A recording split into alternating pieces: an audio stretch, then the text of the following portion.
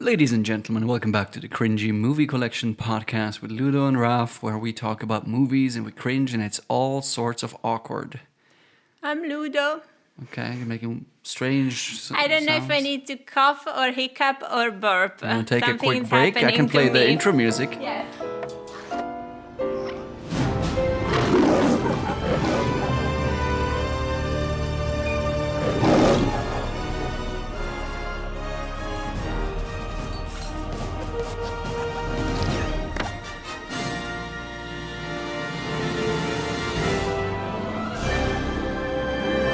Okay, I'm back and healthy.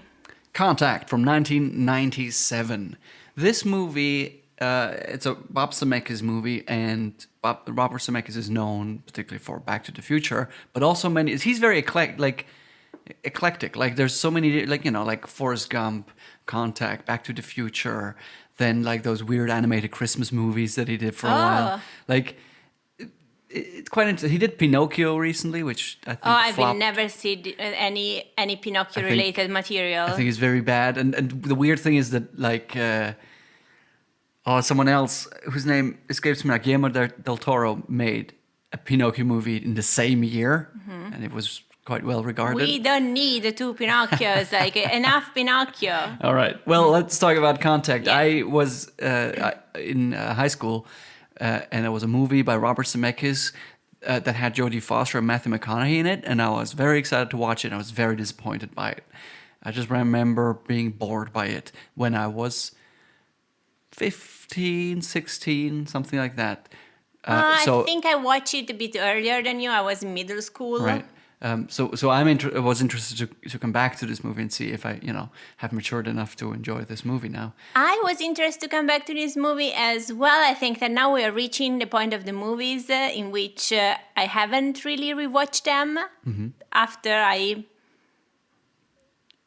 become a more adult person, and so now it's going to be a lot of surprises about how I Basically, receive these movies new that aren't playing on the Disney Channel.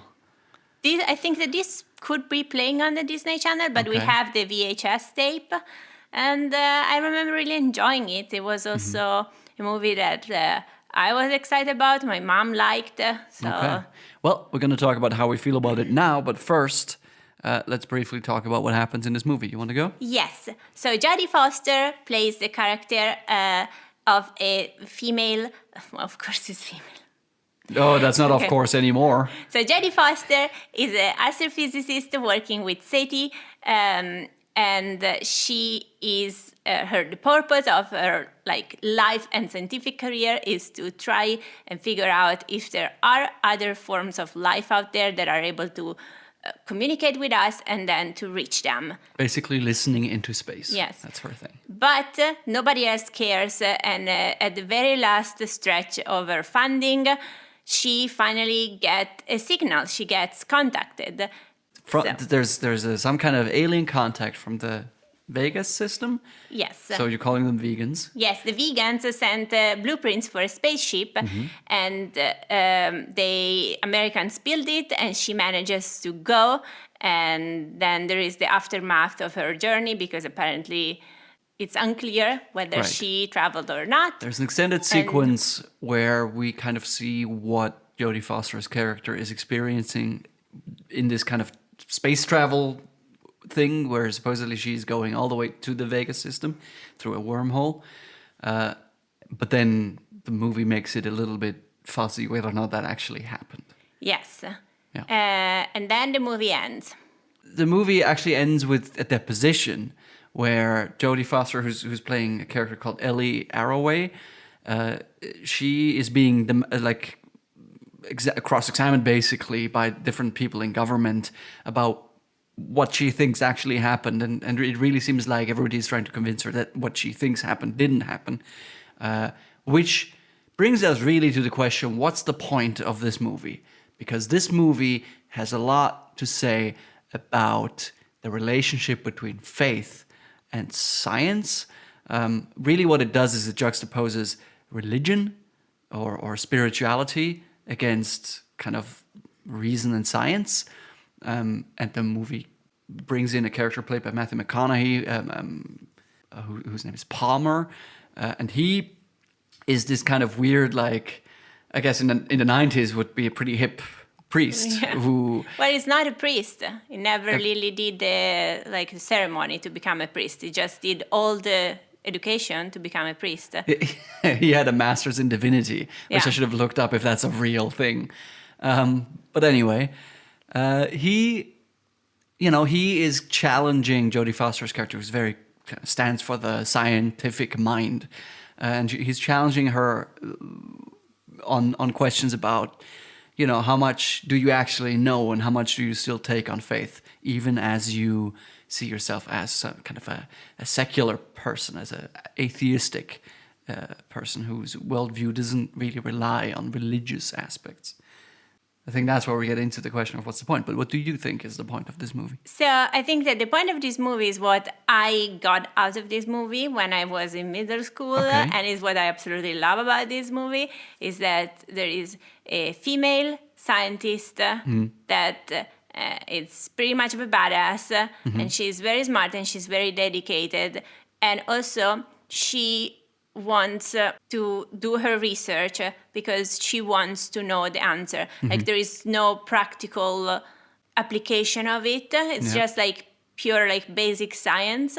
And they're not, at least when I was growing up, it's like, well, scientists do these things because they then build machines and stuff and they improve on like quality of life and stuff. Yeah. It's like, what if you just want to know how something works or whether there is something there?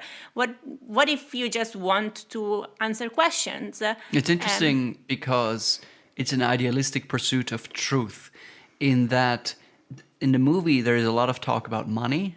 But it's never about, like, I'm going to become rich if I discover aliens or something like that. Like Jodie Foster is not doing it to make money.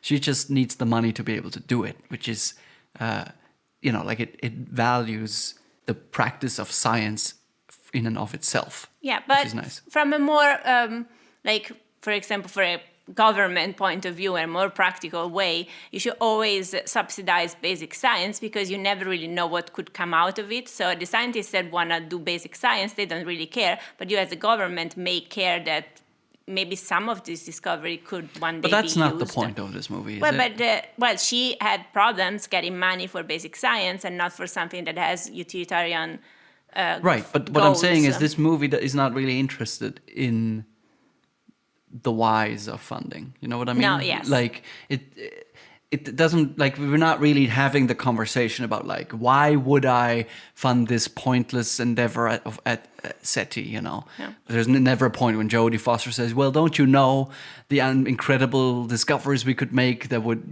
benefit all of humanity? Like, that's not part of the movie. Yes, exactly. And it really inspired me. I was like, I wanna know the answer, and I think that she's a very good scientist up until the end, because she concedes that even though she has her own personal opinion of what happened or not, that there is a possibility that it was not true. That is always what a scientist should say. Even though we are pretty certain that gravity works this way, we can always be open to the fact that actually it doesn't.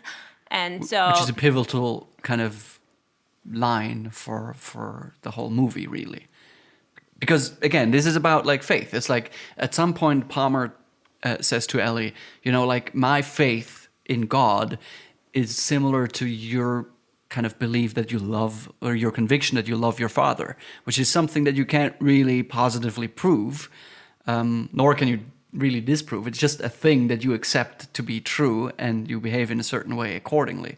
And now she has this really profound, really scientific experience. Like when she encounters these aliens who take the shape of her dead father, she's very analytical about it, and not, even though there's a lot of emotion in it, it doesn't feel like, she is driven by that emotion. It's more like she's a scientist who's overwhelmed by her own discovery. yes. And for her to then question that because of the principles by which she lives is a moment of strength for her character. Exactly. And I really like this, and it's like, I want to be this person. Yeah. And this is the point of the movie. Like, there are these badass scientists out there, and you could be one of them. Yeah. What I absolutely love about this movie actually ties in a little bit in what you said. It's the depiction of Ellie as a scientist in a specific instance. At some point, Ellie and Palmer are sitting under the night sky, and they're talking about their kind of where they come from and all that. And Ellie says, you know, like, I knew I wanted to be an astronomer when I was 8 years old because I learned about Venus, about how it was named after its beauty, but it's actually just a horrible gas planet. And then, as she says that, she turns over like a real like person who's like fascinated or enthusiastic about the night sky, and she points out, you know, and it's not in front of them. It's not like in a movie way, like they're looking at it, and she turns over and goes like, and you know, Venus is right over there. Yeah. And I absolutely love that moment because that's a real like, that's what people do, you know. Like, I don't really care about astronomy, like the names of planets and where they are, and like constellations, things like that. Yeah, whatever. I like what stars look like at night, you know. But I know, like, for example, my sister is into this sort of thing, and she will do exactly this. And I like the idea that when Venus comes up, like someone who knows the night sky better maybe than some places on Earth, will just go like, yeah, and as you can see over there. And, you know, like to a guy like me, it's just, I don't see it. I don't know what you're pointing at even. But I love that. Do you think this movie has a point about, you know, religion and faith and all that? I don't think that this is the point that the people making the movie were trying to make. But I think that science is more focused on answering some kind of questions like how things work, or is there something, can we find something? And not that much about the why, like why is there gravity? It is not like really a question that you do in science. It's more like we observe this, how does it work, and we just like describe the universe around us.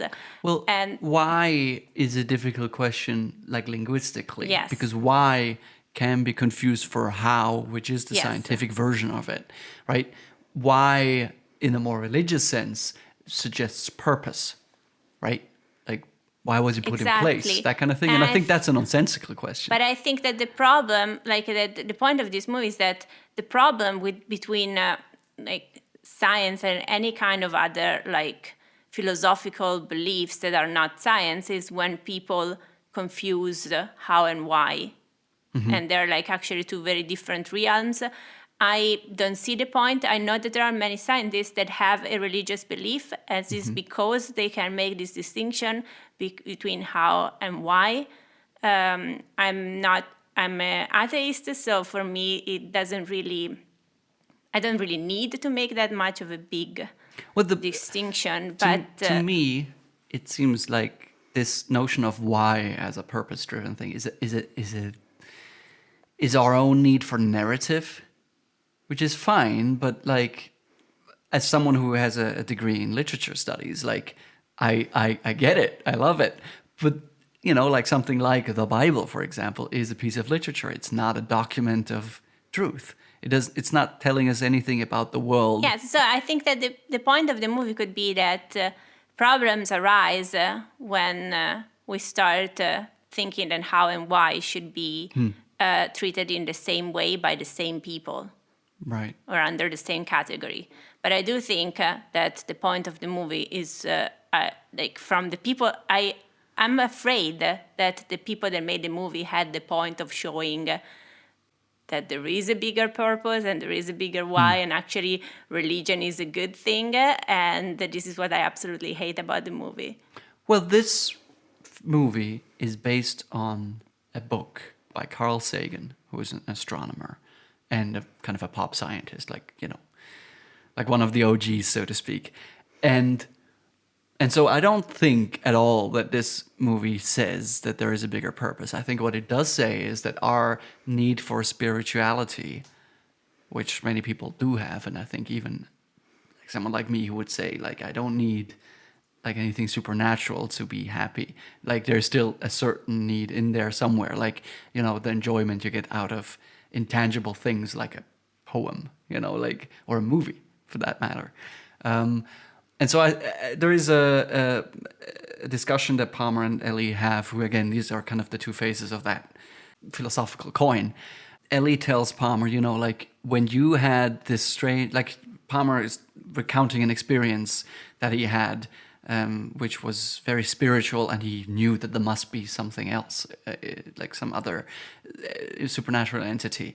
Which, by the way, the movie also says, well, what if it was the aliens? Like it doesn't have to be supernatural. But anyway, Ellie then says, well, do you think maybe you had that experience because you needed to have that experience? Which is an insightful thing to ask. Like it says, sometimes we have experiences just because we have brains, and brains can make things happen that make us feel different, and like we compensate for maybe the lack of answers to the question of why, which again, like narratively speaking, we want to have that trajectory from a purpose from point A to point Z, but maybe we don't live in that world, so we make it so. And I like that this question could then be also reused at the end of the movie, because what happened is that they build this machine in which Ellie is in a bowl-shaped vehicle. It gets dropped into a bigger machine, and then it gets down into a net. Which kind of looks like an atom in its structure. It's there is this drop, and then it lands in the net. And what happens is that she experienced 18 hours of travel, but when you see again what happens is you just see the ball dropping through the machine into the net immediately. And so it could also be said to, like, do you need it to have this experience? And this is what your brain made. Yeah. I mean, I was thinking, because Ellie ends up basically seeing her dead father again, there is a sense that maybe that's her like coming to terms with something difficult that happened in her childhood. There's all kinds of hints across the movie that maybe some of it is just kind of wishful thinking on Ellie's part. But one of the things I was thinking is, it happens to be the Vegas system, who is 16 light years away or something. What if that's the amount of time since her dad died? So like the second her dad dies, he sends the signal from the afterlife, which happens to be there's a strange thing that might be lining up there. And it's a way for her to see her dad again. Yeah, maybe that's her way of compensating. Of course, it's a little bit crazy, because then there's an eccentric billionaire Lex Luthor type guy who will make that happen for her and build this enormous machine that costs $300 billion to do, and he does it twice. So I don't know if that makes sense. James Woods at the end suggests that this whole thing was just an elaborate sadistic joke that this billionaire was doing, and it's like, I mean, I guess rich people do strange things, but still, what is the actual motivation behind that? To do that with the rest, because Ellie is a random person. He says, I've been watching you your entire life, and that's fine, but she's not special to him in any sense. So I don't know. I think ultimately the movie makes it, even though I think Bob Zemeckis has said, we want to leave it a little ambiguous, but at the end of the movie, James Woods, who's mega evil at the end, all of a sudden, and it's really a good performance. Because he's running for Congress, probably. Yeah, he wants to become a politician. And it's one of that's actually, to briefly mention that, I think it's kind of clever how there is a scene in the movie where James Woods says, I have not announced any intention to go into politics. And that's how the movie tells us this guy is going to go into politics. It's one of those things where it's yes, that's what politicians are like. It's exactly what they want, but they just will pretend that, ooh. Okay, for a couple of weeks, we are going to not announce the campaign still. Yeah. So act normal, people. Yeah. Anyway, James Woods tells Angela Bassett, I guess we have no evidence of anything having happened. And Angela Bassett tells him, well, the strange thing is, this ball was falling for a fraction of a second or whatever. But the camera that recorded only static actually recorded 18 hours of it. And I think that's a pretty convincing clue that something at least has happened. How much of the things that we see in the movie is true? Yeah. Is a different question maybe, because I guess, something like traveling through a wormhole would probably put pretty major stress Yes. on your psyche. But something did happen. Yes. That's the thing worked, Yeah. but we don't really know how. right. And speaking of that journey through the wormhole, that's what I absolutely hate about this movie. Some of the effects in this movie just look so bad. Not quite all of them, but like that whole 2001: A Space Odyssey looks better than this. I remember that when I was in middle school, I loved the wormhole travel sequence. It just looked like very cool. The biggest thing issue to me. is the blue screen stuff. Yeah. Like you can really kind of tell that they're not really there. And I think when they're on the beach at the end, it's kind of okay because that is like a surreal, like simulation type experience. But it just looks like it takes you out of the movie sometimes. Yeah, And it's a shame because that beach, I don't know if you noticed, but like that's an incredible design. Like it's a white sand beach with like luminescent water that's, by the way, flowing backwards. I don't know if you saw that, but it's going off the shore constantly. And then above, it's like this kind of like colorful galaxy sky. And it's like, it's a really cool thing. But then you have these, these keyed characters that are put in there. Yes. And whenever there's hair, it looks a little weird. Yes. I don't know. So, I think that at the time, probably I had like Star Wars to compare it with, like the original ones that By the way, the same, they're they're quite better than this. But Industrial Light and Magic, who did Star Wars, worked on this, but it looks barely half as good. Yes, but so I wasn't like really experiencing seeing these things, and I was more probably interested in the story. And now that I watch more movies and everything, it really, really, I was like, oh my gosh, I was so much into this travel sequence with her going around like, whoa, more, and then you see all the like little stars, and now I was like, oh my gosh, that was so bad. Yeah. That's a shame. And it's also a shame because I think some of the the practical things in this movie are fantastic.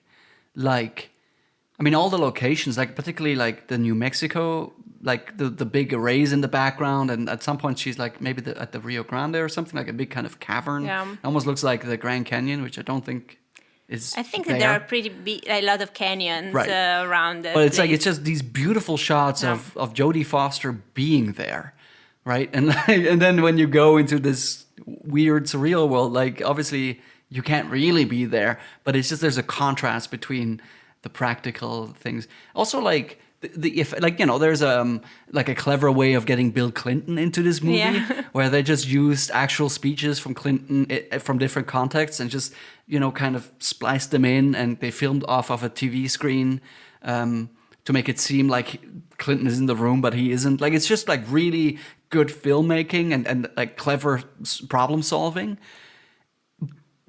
And then you have just like obvious effects, and if you, again, like it just kind of, it sways back and forth between really good filmmaking and kind of like, ooh, you can see the filmmaking here. Yeah. They also, like another thing that they did, like Clinton wasn't actually in the movie, but they did get like Jay Leno and a bunch of other like media personalities to kind of build up this sense that like aliens have contacted us and everybody's talking about it. And I think that's great. And I always like when you see that, like you see kind of, like you use recognizable faces, which is like a fun cameo on one hand, but it also like it serves this purpose.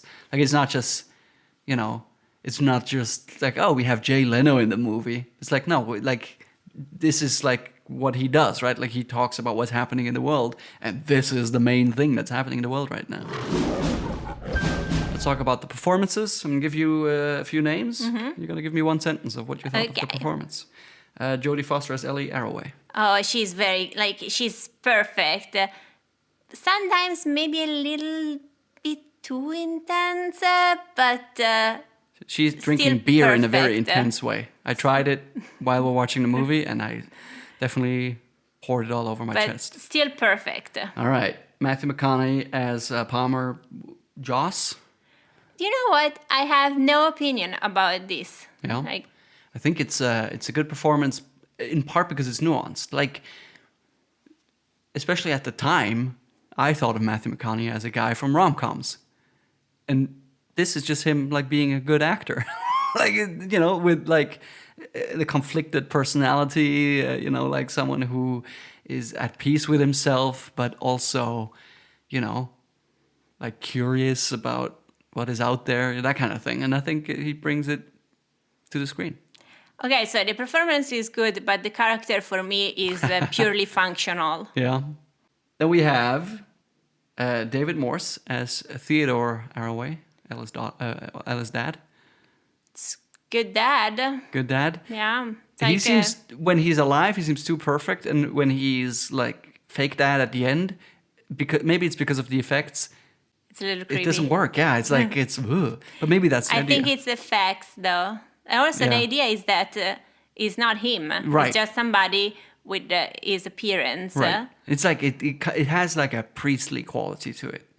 Like a Maybe preacher. this was Again, wanted. I think so. And so in that sense, good performance. Then we have Tom Skerritt, who plays David Drumlin, who I thought was Burt Reynolds the entire time because he has a mustache. Oh.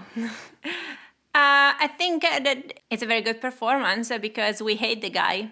Absolutely. And this is what we need to do. What I particularly like, that's more of a character thing than a performance thing, is that even though Jodie Foster and Tom Skerritt are essentially antagonists in this movie, they're also both scientists. So, like when Skerritt just goes and he's like, you know, imposing and he takes over the meeting that was basically Jodie Foster's meeting because she discovered the whole thing.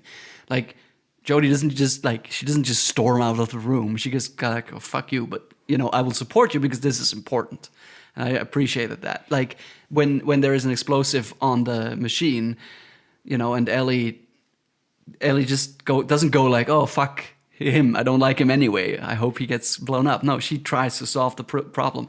And also, like, Drumlin immediately goes like, oh, what do you need me to do? Like, they're cooperative even when they're antagonistic, and I really like that. But I think that, so we don't like the guy because he takes a bit too much advantage of his position and the fact that he can use, like, her discoveries because he has more power. For his career. To just, like, present him as he had a big role in this, and we know that he actually doesn't like the idea that she's doing basic research. Yes, he wanted to shut her down at the very beginning of the movie. What we have been introduced is that they know each other for a long time, and probably like he knew her when she was a student, and probably they had like kind of a mentor-mentee relationship. It seems to be like that he also is a good scientist after all. So he's just a little bit of a douchebag, but still a scientist. So better than other people. James Woods as Michael Kitts, kind of tough government guy. What is he from? Because he's the guy who brings the military into all the research facilities. I think that is NSA. John Casey? Yeah. He's NSA. He's some kind of government big dog. Yes. Who's also in all the presidential meetings and stuff. Yeah. And he kind of runs things, or he wants to at least. I think that he gives a good idea of how, like, probably a lot of these military adjacent people and military people really resent scientists for being idealists and not pragmatic. So I think it delivers this message very clearly, and it works a little bit over the top, but it does work. I think his character, again, this is a writing thing, brings in a lot of interesting ideas in, because, you know, like if you just think, oh, how cool would it be if aliens contacted us, you know, and then they send us messages, and the military or government guy immediately goes, what if that's a weapon? What, like, you know, why, like, first of all, don't share this with everyone of the human race. What if the Chinese built the weapon? But also, what if it's a microwave oven that they will just, like, microwave us with if we build it? What if this is a trap? Yes. And I think that's interesting, this kind of pessimistic reaction to this incredible thing that happens to you. It's good because the writing, in this movie is very good, because even the characters that you don't like or are portrayed as more on the villain side, everybody kind of has a point, though. Like, there is not somebody that is completely wrong. Yeah.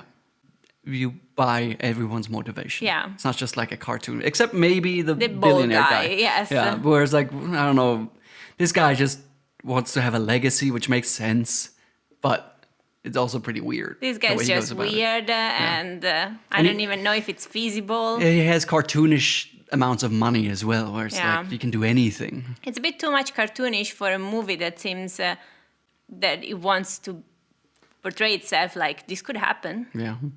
But to be fair, there is a bald billionaire guy with cartoonish levels of money right now in this world who's building spaceships. Like, it's not a crazy thing. Is he bald? I mean, one of them is. I'm talking about Jeff Bezos. Oh, okay. I was thinking about the other one. Elon Musk? Yeah. Okay.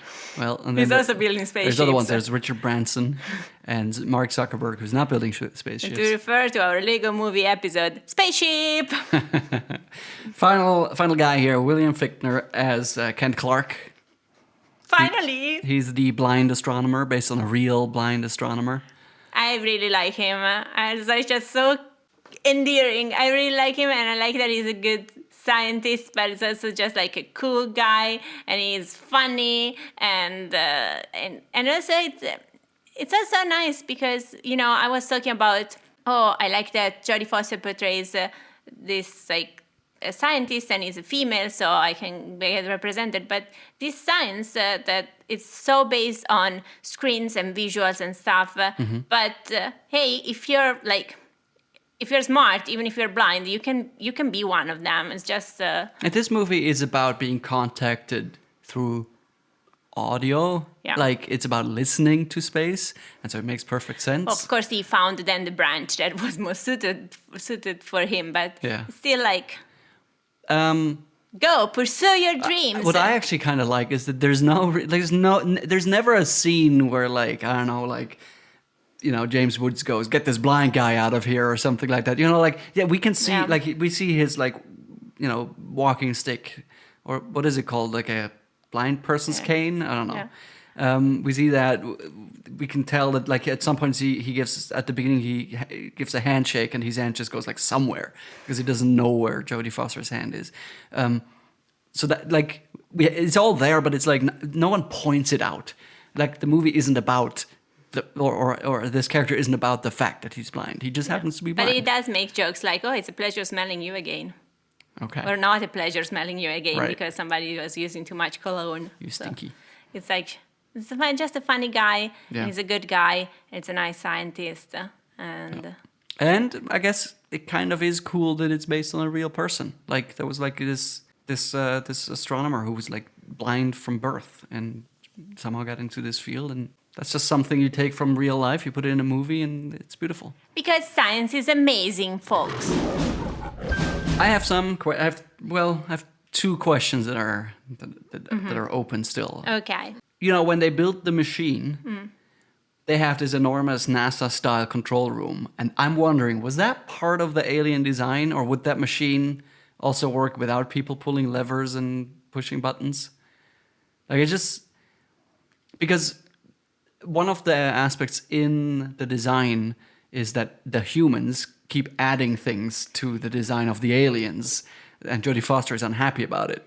Like, they put a chair in there and like cyanide pills and stuff like that. It's like, would this machine just work if you didn't have a big thing? My theory is that the blueprints are for the machine that rotates and the ball that has to be dropped into the machine when it reach rotation. But if you are an alien species, you don't know the atmospheric condition of the planet that you are sending the signal. Okay. So you don't know if you like have to have the tower that drops the thing, or maybe comes from the bottom.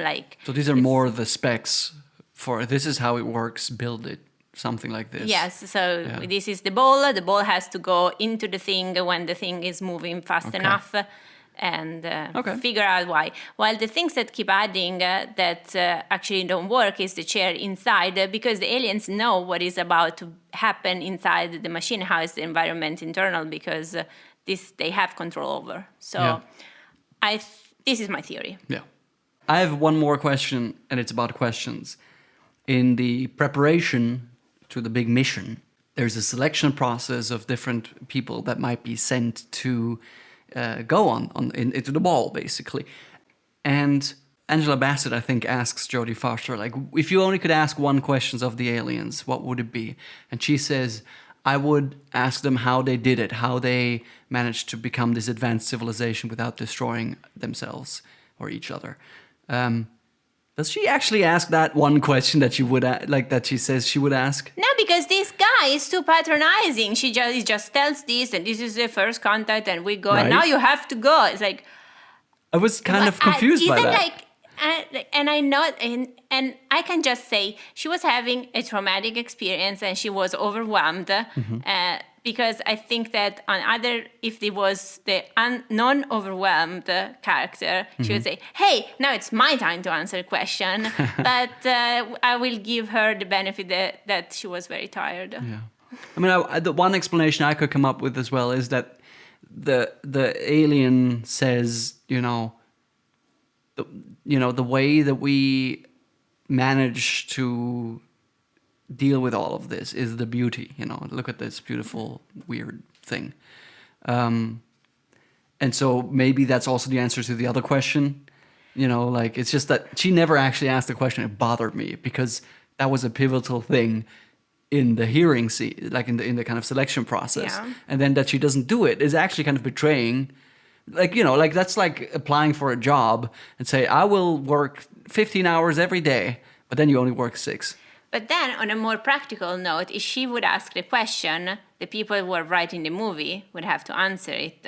Like, the question is that how can you reach this amount of development and not kill each other? Yeah. Like, we don't know how. Well, so then the people who write this should answer this question. Wait, but art always has the liberty to make statements that they're not sure of. Like, it's actually, we do look to art to answer difficult questions or give us an idea in which direction we should go. I think that wouldn't stop a filmmaker. Okay.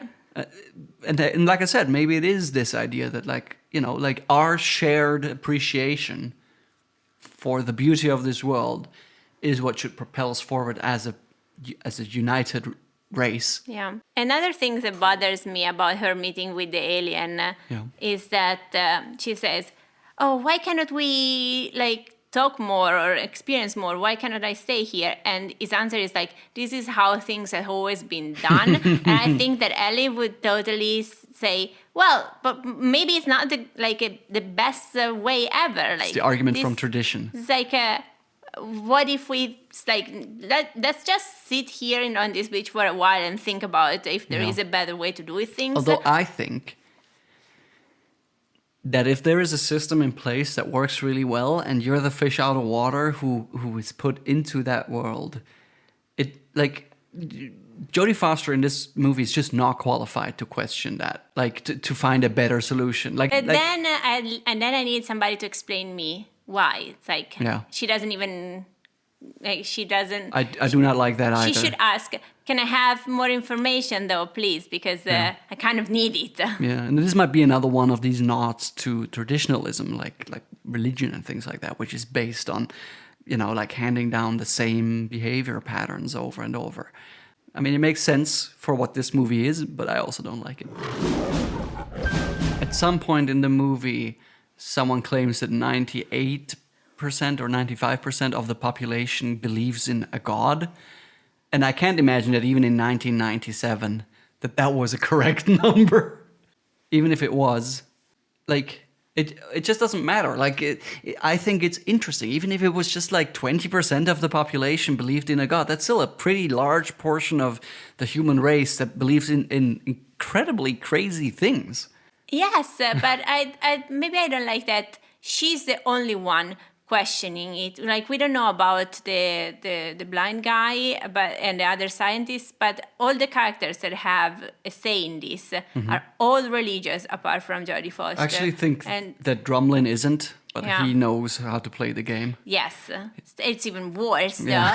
And there should be somebody else that also say, hey, no, maybe you guys are I don't know, it's just just so weird that everybody else Yeah. is religious.